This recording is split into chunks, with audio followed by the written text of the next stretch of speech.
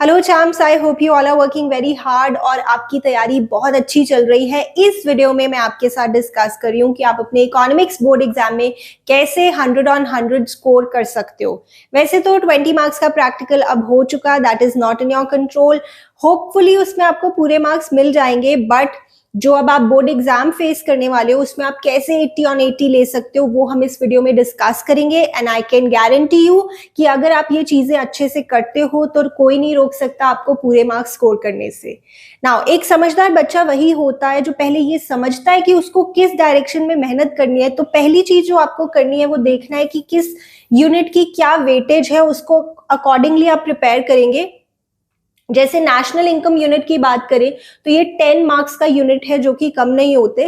तो 1 मार्क का आपका कोई एमसीक्यू होगा, 3 मार्क्स का आपका कोई क्वेश्चन होगा जिसमें न्यूमेरिकल हो सकता है, 3 मार्क का न्यूमेरिकल, और एक चॉइस में कोई थ्योरी बेस्ड क्वेश्चन जैसे एक्सटर्नैलिटीज के बारे में पूछ सकते हैं, और एक 6 मार्क का क्वेश्चन जिसमें 2 सब पार्ट्स हो सकते हैं 3 मार्क्स ईच के, जिसमें वो आपसे पूछ सकते हैं कि ये चीज नेशनल इनकम में इंक्लूड होगी या नहीं, डोमेस्टिक इनकम में इंक्लूड होगी या नहीं, या फिर GDP at constant prices, GDP at current prices, इस तरह की चीजें। ठीक है, और जीडीपी डिफ्लेटर वगैरह से रिलेटेड आपका 1 मार्क क्वेश्चन हो सकता है।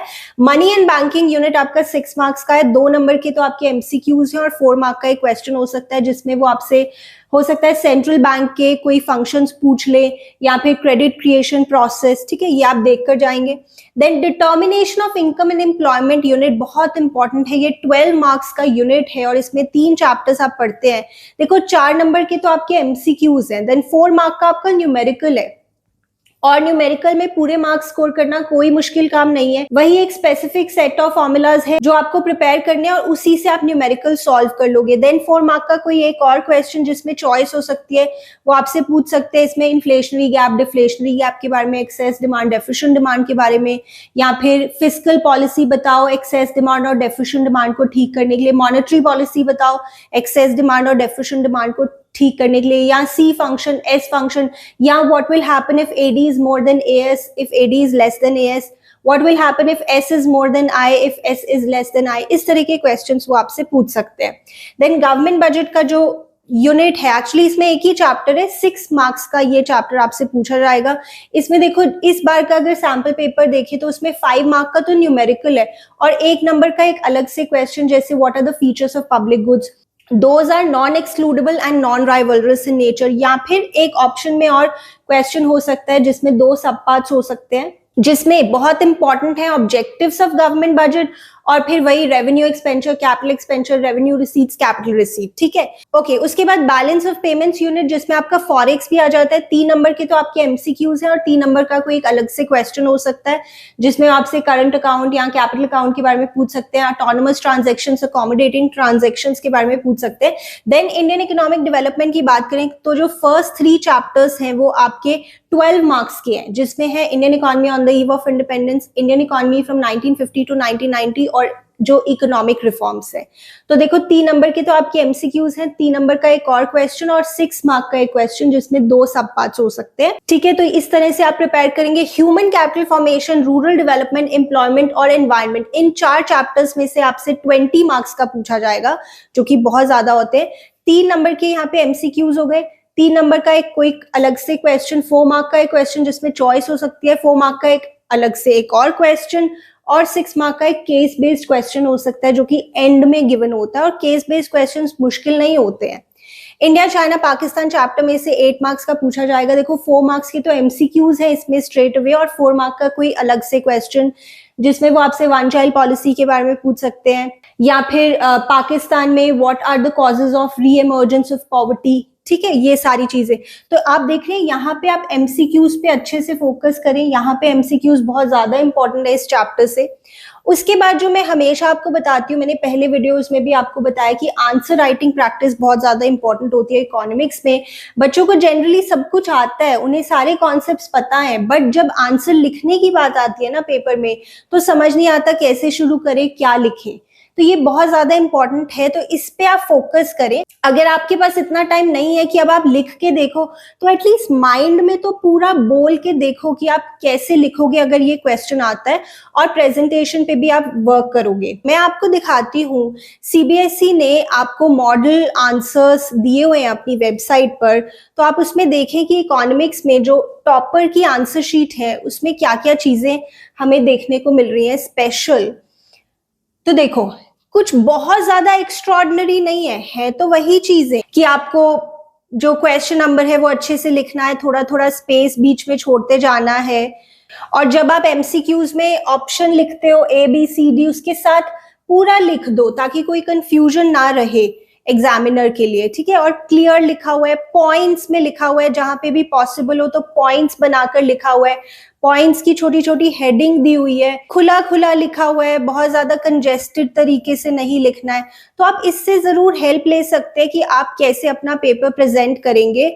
जहां पे कोई डायग्राम की जरूरत है, डायग्राम बनाया है, अगर कोई डिफरेंस है प्रॉपर टैब्यूलर फॉर्म में लिखा है अलोंग विद बेसिस। अगर क्वेश्चन में उन्होंने पूछा है, जैसे क्वेश्चन में पूछा होगा कि KT ग्राफ पे दिखाया होगा KT क्या दिखा रहा है, तो पहली लाइन में वो लिखा है कि KT क्या दिखा रहा है, उसके बाद आगे की बातें लिखी हैं। तो जो क्वेश्चन में पूछा है पहले डायरेक्टली वही आप बता दें, ठीक है। तो इससे आप हेल्प लीजिए एंड अपनी आंसर राइटिंग प्रैक्टिस और प्रेजेंटेशन पे ध्यान दें। उसके बाद बहुत इंपॉर्टेंट है, मैंने बहुत मेहनत से आपके लिए हिडन जेम सीरीज बनाई है from all the chapters of economics, जहां पे मैंने सभी इंपॉर्टेंट पॉइंट्स कवर किए आपके इकोनॉमिक्स में से। स्पेशली इंडियन इकोनॉमिक डेवलपमेंट के लिए आपकी एनसीईआरटी बहुत ज्यादा इंपॉर्टेंट है, वो आपको डेफिनेटली करनी चाहिए।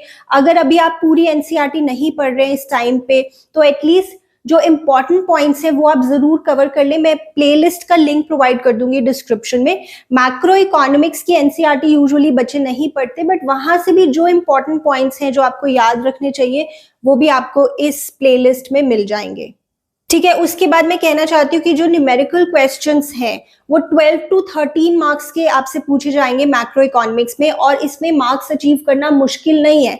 देखो 3 नंबर का आपका नेशनल इनकम का क्वेश्चन हो सकता है, 4 मार्क का आपका ASAD चैप्टर में से न्यूमेरिकल हो सकता है। देन जैसे अभी इस बार के सैंपल पेपर में 5 मार्क का आपका गवर्नमेंट बजट में से न्यूमेरिकल था, वही एक स्पेसिफिक सेट ऑफ फॉर्मूलाज है, उसी में से आपका न्यूमेरिकल आना है। तो 12 to 13 मार्क्स के अगर न्यूमेरिकल क्वेश्चंस हैं और वो इजी हैं, तो इससे तो हमें बिल्कुल भी लूज आउट नहीं करना। देन मैक्रो इकोनॉमिक्स में आप ग्राफ्स बना के देखो, बहुत सारे ग्राफ्स हैं specially determination of income and employment unit में, तो सारे ग्राफ्स प्रॉपर्ली एक बार बनाकर देखो कि आप बना पा रहे हो, जैसे inflationary gap, deflationary gap, excess demand, deficient demand, C function, S function, derivation वाले ग्राफ्स, ठीक है। और अभी CBSE lately image based questions भी पूछने लगा है, तो इसके लिए मैं एक स्पेशल वीडियो आपके लिए लेकर आऊंगी। इसके लिए आप क्या करेंगे, जितनी भी इमेजेस एनसीईआरटी में गिवन है वो तो एक बार जरूर रीड करेंगे कि उसके नीचे क्या लिखा हुआ है। अलोंग विद दैट ये जनरल नॉलेज है। फॉर एग्जांपल अभी सीबीएसई के सैंपल पेपर में एक क्वेश्चन था जिसमें एक बॉक्स में से बहुत सारे लोग निकल रहे हैं और वो जॉब सेंटर की तरफ जा रहे हैं, और पूछा हुआ था कि इसमें क्या दिखाया हुआ है, तो द आंसर वाज अनएम्प्लॉयमेंट, है ना। एक और इमेज बेस्ड क्वेश्चन था जिसमें पोलर आइस मेल्ट हो रही है और जो लो लाइंग एरियाज है उसमें फ्लड्स आ रहे हैं, तो क्या दिखाया हुआ है, तो दैट वाज ग्लोबल वार्मिंग। तो इस तरह के इमेज बेस्ड क्वेश्चंस आ सकते हैं, इसके लिए आप प्रिपेयर करेंगे, मैं आपकी हेल्प करूंगी। देन एमसीक्यूज बहुत इंपॉर्टेंट है, 20 मार्क्स के तो एमसीक्यूज, एंड समटाइम्स कुछ ट्रिक एमसीक्यूज होते हैं जो इतने ज्यादा इजी नहीं होते, तो इसके लिए मैंने टॉप 100 एमसीक्यूज आपके साथ डिस्कस किए हुए हैं। 50 from macro economics and 50 from Indian economic development, वो भी आप जरूर कवर कर लेना, मैं लिंक प्रोवाइड कर दूंगी डिस्क्रिप्शन में, बहुत इंटरेस्टिंग एमसीक्यूज है। देन उसके बाद फाइनली अपनी प्रेपरेशन को पूरा लॉक करने के लिए आप 3 आवर्स के कम से कम 2-3 पेपर्स देकर देखो, अभी आपके पास टाइम है इन बिटवीन, और प्रीवियस ईयर क्वेश्चन पेपर्स देखो, सीबीएसई के सैंपल पेपर्स देखो। लाइक आई सेड, इकोनॉमिक्स में कुछ क्वेश्चंस आपके रिपीट हो जाते हैं, अगर 100% सेम क्वेश्चन नहीं है तो एटलीस्ट टॉपिक सेम है। फॉर एग्जाम्पल एक पेपर में उन्होंने आपसे पूछा कि इकोनॉमिक स्टेबिलिटी का क्या ऑब्जेक्टिव होता है गवर्नमेंट बजट का, और एक में वो पूछ रहे हैं redistribution of income and wealth का ऑब्जेक्टिव एक्सप्लेन करो गवर्नमेंट बजट का, फिर एक में पूछ रहे हैं कि रीएलोकेशन ऑफ रिसोर्सेज का ऑब्जेक्टिव एक्सप्लेन करो। तो इससे एटलीस्ट हमें ये पता लग रहा है कि ऑब्जेक्टिव्स ऑफ गवर्नमेंट बजट वाला टॉपिक अपने आप में बहुत इंपॉर्टेंट है। ठीक है, तो इस तरह से आप प्रीवियस ईयर क्वेश्चन पेपर्स भी देखेंगे। तो अगर आप ये सारी चीजें करेंगे तो definitely you are going to rock in your exam. आपकी जो भी वीडियो रिक्वेस्ट है please put them in the comments below, मैं डेफिनेटली आपके लिए वीडियोस लेकर आऊंगी। अच्छा, एक बात और बता देना कि आप बिजनेस स्टडीज और इकोनॉमिक्स के लिए भी इस तरह के स्ट्रैटेजी वीडियोस देखना चाहते हो, मुझे कमेंट्स में लिखकर बता देना। चलो अब मिलते हैं नेक्स्ट वीडियो में।